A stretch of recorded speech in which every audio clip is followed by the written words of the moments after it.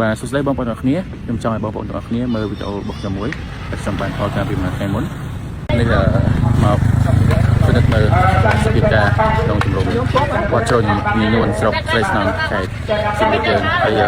សូមបញ្ជាក់ថាសៀមរាបយើងនេះគឺបាទស្រុកស្រីស្នំគឺកាលពីម៉ោង 10 គឺយោធាថៃបានប្រើ S16 ទម្លាក់គ្រាប់បាទពីគ្រាប់នៅទល់ដែនស្រុកចង្កែលខេត្តឧត្តរមានជ័យនិងស្រុកស្រីស្នំខេត្តសៀមរាបយើងនេះទិដ្ឋភាពនៅក្នុងជំរំជ្រុញញញួនខ្ញុំមកប្រហែលថ្ងៃមុនបាទឥឡូវនេះឃើញបងប្អូនជនជាតិសាសយើងបាទរៀនសាស្ត្រស្ងាត់មានចំនួនបាទទឹកជាមុនបាទដោយសារគាត់ទៅទៀតទៅកន្លែងផ្សេងឬក៏គាត់បាទទៅកាន់គេឋានរបស់គាត់វិញបាទដើម្បីមើលទ្រព្យសម្បត្តិក៏ដូចជាបាទមើលថែនៅផ្ទះសម្បែងរបស់គាត់បាទវីដេអូនេះគឺខ្ញុំនៅក្នុងជំរំជំរាបសឹកមួយក្នុងស្រុកស្រីស្នំខេត្តសៀមរាបយើងហ្នឹងបាទហើយជំរំនេះខ្ញុំទៅ2 ដងហើយជំរំនៅក្នុងស្រុកស្រីស្នំហ្នឹងច្រើនដែរបងប្អូនហើយជំរំហ្នឹងគឺជាជំរំមួយដែលស្ថិតនៅក្នុងស្រុកស្រីស្នំហើយក៏ជាប់ជាមួយនឹងព្រំដែនស្រុកចុងកាល់ដែរបាទស្រុកចុងកាល់ខេត្តឧត្តរមានជ័យអញ្ចឹងជំរំហ្នឹងកាលពីផ្ទុះសង្គ្រាមដំបូងហ្នឹងគឺប្រជាជនភាគសឹកមកភាគសឹកចូលក្នុងជំរំហ្នឹងច្រើនមែនតើបាទដល់ទៅ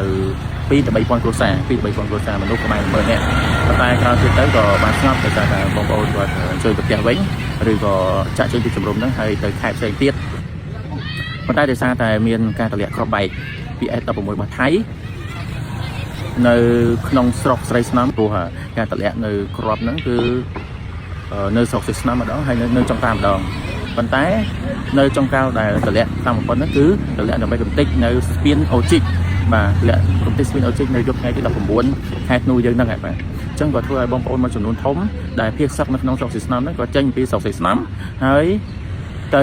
ខេត្តផ្សេងទៀតដូចជាខេត្តបាត់ដំបងនិងខេត្តសៀមរាបហ្នឹងអញ្ចឹងជំរំនៅក្នុងស្រុកស្រីស្នំហ្នឹងគឺមាន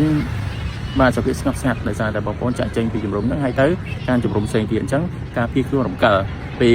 ជំរំក្នុងស្រុកស្រីស្នំមកជំរំខេត្តសៀមរាបឬក៏ជំរំទៅខេត្តផ្សេងទៀតអញ្ចឹងបណ្ដាលឲ្យជំរំនៅក្នុងស្រុកស្រីស្នំហ្នឹង